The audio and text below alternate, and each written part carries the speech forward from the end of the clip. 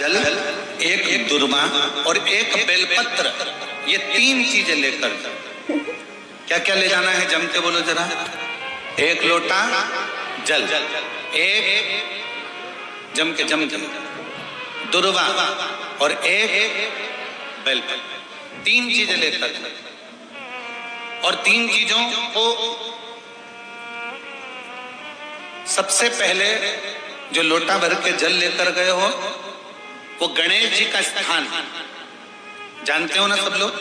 अशोक सुंदरी के पास में जो गणेश जी का स्थान है, जैसे ये जलाधारी है, ये शिवलिंग है, बीच में अशोक सुंदरी है, ये गणेश जी का, थोड़ा रिटर्न बढ़ाओ बेटा, ये गणेश जी का स्थान है, ये षडानंद कार्तिकेय का स्थान। समझना जरा अच्छे से समझ लीजिएगा। शिवलिंग, जलाधारी, अशोक सुंदरी, गणेश जी, कार्तिक। एक लोटा जल जब चढ़ाओ तो पहले गणेश जी का स्थान, फिर कटी भाग, फिर शिवलिंग। समझ में आ गया? गणेश जी का स्थान, कटी भाग, जलाधारी, फिर शिवलिंग। दुर्वा गणेश जी के स्थान पर समर्पित कर दो और बेलपत्री अशोक सुंदरी वाली जगह पर समर्पित कर दो। ये तीन चीजें अगर आप महादेव हो तो देव अधिदेव महादेव आपकी मन की कामना पूर्ण जरूर करते हैं, ये निश्चित। कोई पैसे नहीं दे रहा, अवश्य करें। कोई धन नहीं लौटा रहा, अवश्य करें। कहीं किसी कंपनी में आपका पैसा उलझ गया है, नहीं मिल रहा है, अवश्य करें, मिलेगा फल। लाखों रुपए डूब रहे हैं, एक बार करने में क्या जाता है, निकल आएगा पैसा। कामना कर कर कर। रविवार की अगर प्रदोष पड़ जाए, कौन से दिन? रविवार की प्रदोष के दिन ये प्रयोग अवश्य कर कर देखिएगा। ज्यादा बार नहीं करना है, केवल एक ही बार करना, बाबा उस स्वयं कृपा करेगा। अगर आपको लगे कि मैंने व्यापार बदल लिया, एक बार बदला। कई लोग ऐसे भी होते हैं जो पैसा इकट्ठा करते हैं, धन एकत्रित करते हैं, और कोई व्यापार ऐसा कर लेते हैं जिस व्यापार में धन चले जाता है तो वो धन वापिस नहीं आता महाराज, वो व्यापार का धन वापिस नहीं आ पाता। तो बड़े दुखी होता है कि भाई मेरा गया हुआ पैसा नहीं आ रहा, मैं बड़ा कष्ट में हूं, मेरा खुद का ही आ जाए ना तो मैं निहाल हो जाऊं, मेरा अपना ही नहीं आ रहा जो गया हुआ है, तो मैं क्या वर्णन करूं, उसको क्या कहूं। व्यापार बदल कर देख लिए, धन भी हमारा कहीं डूब गया, आ नहीं रहा है, तो प्रयास करना। तीन स्थान पर चढ़ाई गई बेलपत्र हमें सुख का अनुभव करा देती, बहुत ध्यान लगाइएगा। पहला, अशोक सुंदरी की जगह। अब ये बेलपत्र जब भी आप चढ़ाएंगे तो रविवार की अगर प्रदोष पड़ जाए, कौन से दिन? रविवार की प्रदोष के दिन ये प्रयोग अवश्य कर कर देखिएगा। ज्यादा बार नहीं करना है, केवल एक ही बार करना, बाबा उस स्वयं कृपा करेगा। अपने मंदिर में, अर्थात अपने घर के पास कोई मंदिर हो, शिवालय हो, देवालय हो, जहां शंकर भगवान विराजमान हो, शिवलिंग हो, ऐसी जगह पर अवश्य करें। हमें कहीं दूर जाकर ये प्रयोग नहीं करना, अपने शिवालय, अपने जो घर के आसपास में शिवालय हो वह। एक बेलपत्र अशोक सुंदरी वाली जगह। अब उसको अशोक सुंदरी की जगह पर भी चढ़ाने का तरीका क्या है?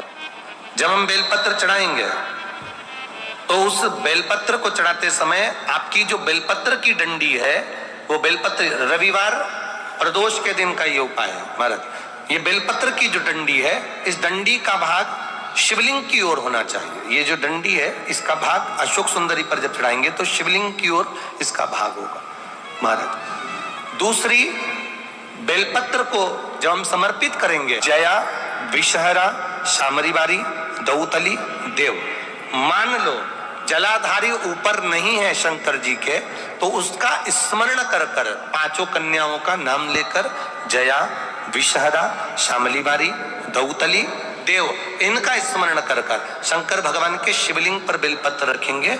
बेलपत्र कहाँ रखना है?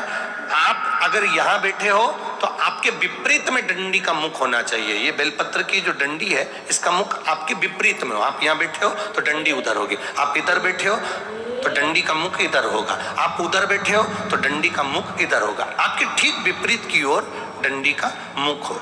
ये 2 जगह बेलपत्र समर्पित करने के बाद तृतीय बेलपत्र शिवलिंग की जो जलाधारी है, जहां पर भगवान शंकर का शिवलिंग रखा है, वहां स्पर्श कराकर, केवल छुआना है, स्पर्श कराकर बेलपत्री के पेड़ के नीचे ही कोई कंकर हो, कोई शंकर हो या कोई मिट्टी का ढेला हो, नी हो, तो वहीं मिट्टी को थोड़ी सी ऊंची कर कर एक बेलपत्र बैठकर इस बेलपत्री की डंडी जड़ की ओर, मतलब जो वृक्ष होता है उस ओर इस डंडी का मुख होना चाहिए।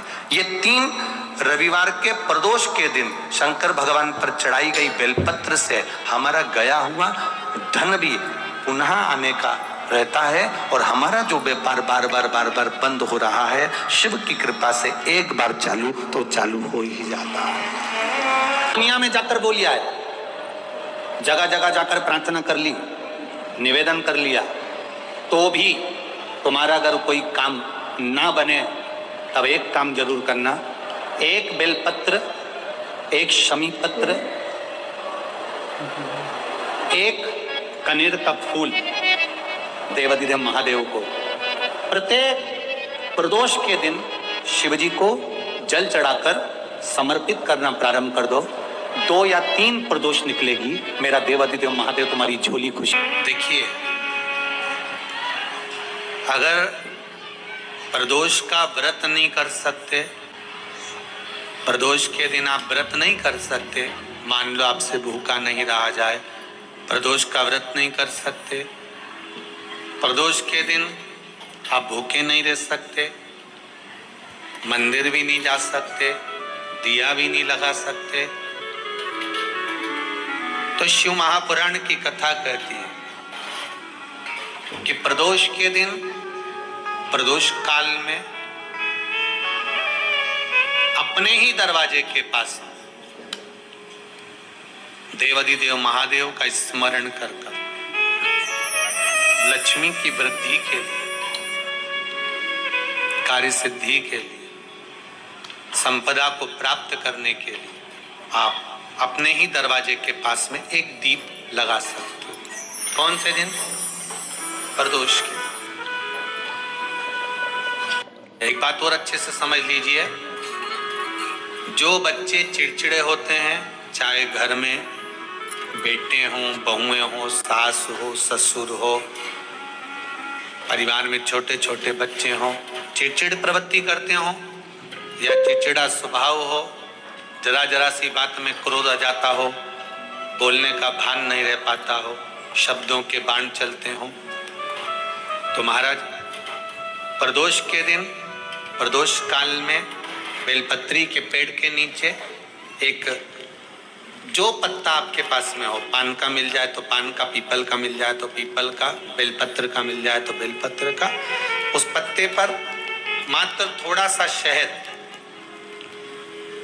और 7 दाने चावल के रखकर घी का दिया लगा दो महाराज, और थोड़ा सा जल हाथ की अंजलि में लेकर भगवान देवाधिदेव महादेव का स्मरण कर कर कि इस बेलपत्री के वृक्ष के नीचे माता लक्ष्मी, पार्वती, सरस्वती विराजमान है।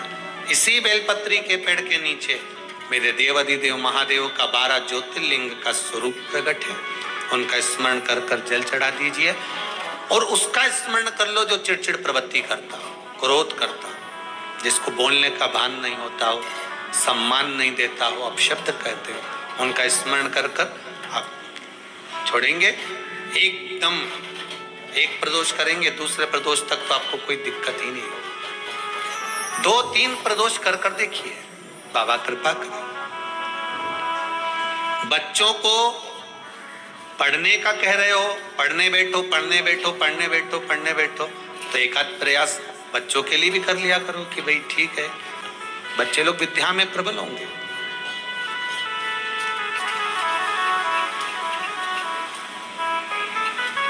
शिव उपासना का जो फल है वो 1000। 2 तली का एक काम सबसे अच्छा है, यदि